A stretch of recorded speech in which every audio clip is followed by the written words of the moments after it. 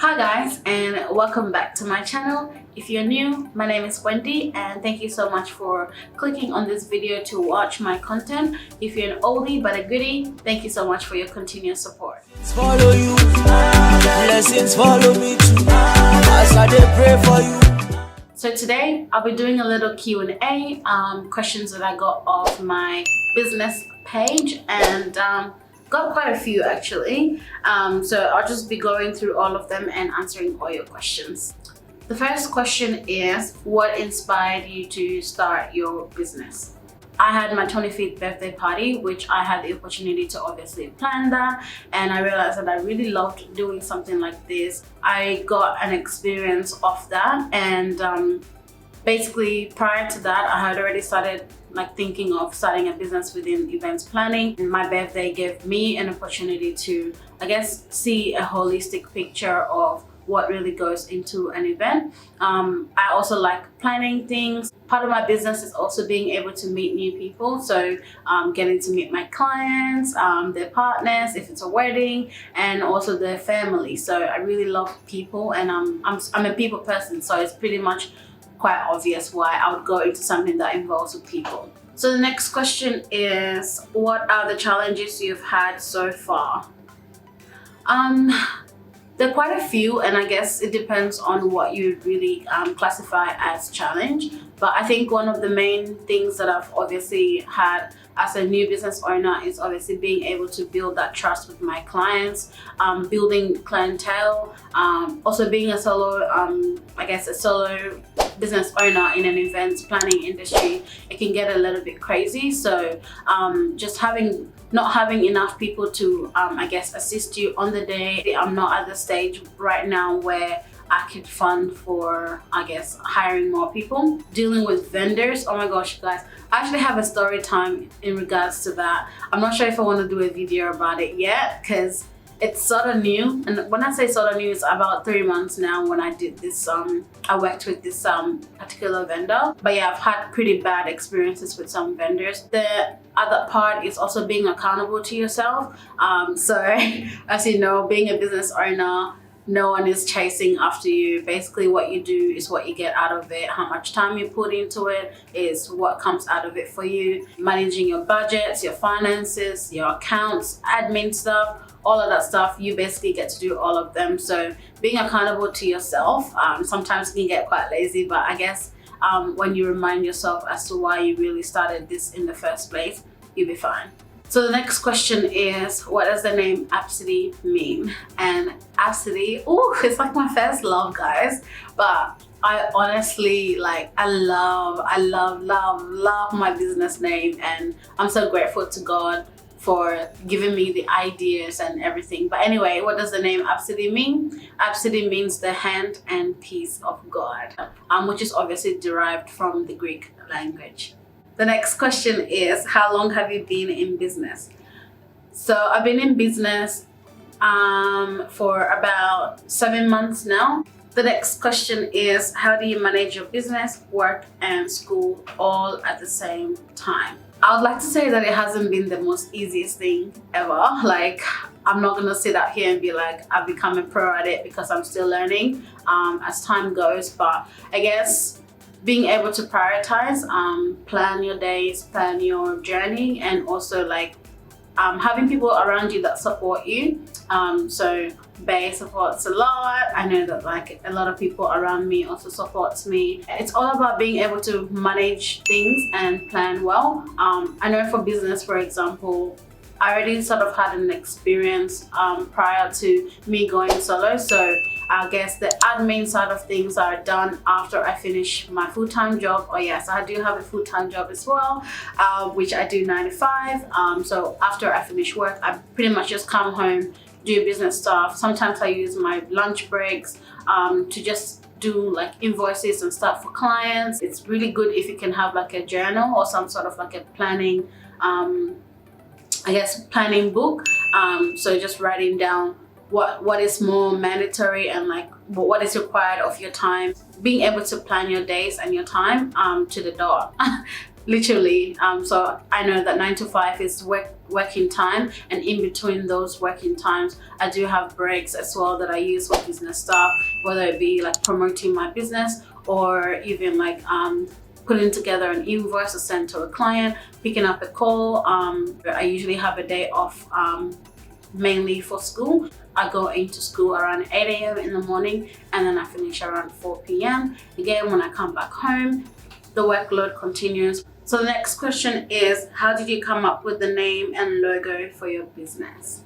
Oh my gosh, guys, this is crazy. And this is why I keep saying that this was all God. I had just dissolved my partnership business, I think 2 weeks when I actually came up with this name. So 2 weeks before, I did not know what I was gonna do. 2 weeks after the dissolution, I decided that I want to go into obviously having my own business, because I still had a passion for events planning. So why stop? Went to work as normal, and we work with a lot of database at work pretty much, and we go through a series of names. And it just happened that my manager was talking about some of the weirdest name that she'd seen on the databases pretty much, and we're talking about it, and then she was like, you know what name I found really like ridiculous? And then she was like, I was like, what? And then she was like, ABCDE, and guess how it's pronounced? And I'm like, how is it pronounced? And she's like, Absidy. And I'm like, that is ridiculous. So that name kept ringing in my head, and I was like, Absidy, it's so pretty, Absidy, but why is it spelled ABCDE? Anyway, forgot about it, came back home, and that same day I decided to actually type up that name with the actual spelling that my manager obviously said, so ABCDE, and then I typed it up, and it was an actual name. So obviously I was shocked, and I was like, wait, could there possibly be a different spelling to this name? Because it's such a pretty name. Like, I wouldn't even mind having that name, to be honest. So I was like, you know what, I think I'm just gonna start coming up with different ways to spell it. So I got my journal out. Everything is written on my journal, by the way. I got my journal out, and I started to write the possible, I guess, ways of spelling this name. And that is how I came up with the name Absidy, with the spelling ABSIDY. So when I came up with that name, and I was like, oh, great, let me just check if that name is out there or if anyone uses it at all. But I wanted to find out what the meaning was in Greek.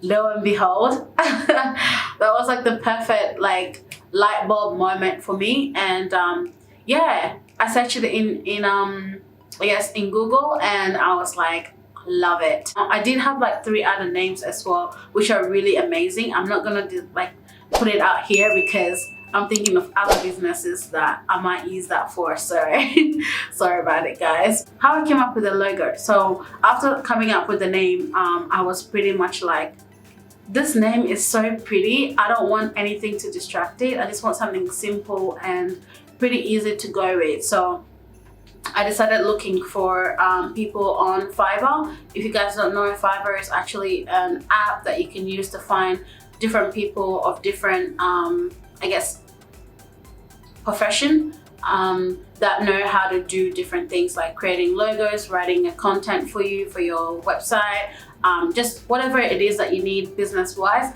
you find it on Fiverr. This is not sponsored, by the way, but that's where I went. So I went into Fiverr, and I was like chatting to this particular person, and I was like, are you able to recreate something for me? I really want something that's simple, nothing too dramatic, as I want the name itself to stand out. So they were able to send me a few sketches, and I was like, I don't really like it. Some of them were just a little bit too much. Basically, I was just not up for it. So I left it, and I went to work. On my lunch break, and I have half an hour, by the way, on my lunch break, pulled my phone out, pulled Canva out, and I was like, let me try and recreate this myself. Started with shapes and stuff, and I filled it in with colors, and voila, within half an hour, or even less, because I was able to eat my lunch and everything after that. I was able to create something that I was satisfied with. I felt like the Lord had just given me the idea, so it was just so easy for me to bring it out. So the next question is, what else are you involved in, and do you have multiple businesses? I see you post food quite a lot. So the answer is yes and no. Yes, because I am thinking of venturing into different different businesses, mainly in the food industry.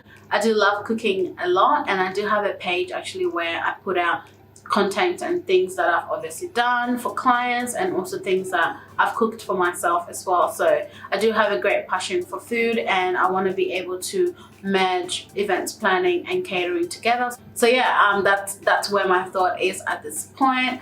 Do I have a name for it already? Yes, I do.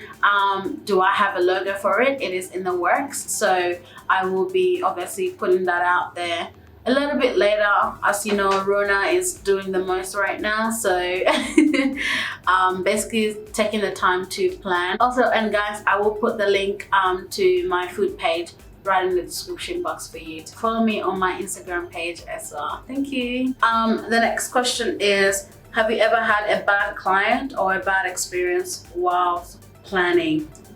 I think being in such an industry, especially in events planning, you always have difficult people, you always have difficult vendors, but I think it's all about how you respond to it. So yes, I've had bad experiences with people, I've had bad experiences with client, but it's always been about my response to it. Just being able to like work your way around it, work your words, being able to use your words wisely. But yes, I've had a pretty bad experience with people and vendors and clients. It's inevitable, so you will definitely go through that. The last question that I will be answering is, what is your dream for your business? That's a pretty good question, but I feel like time will not even give me the opportunity to really tell you how I feel or what I really want for my business.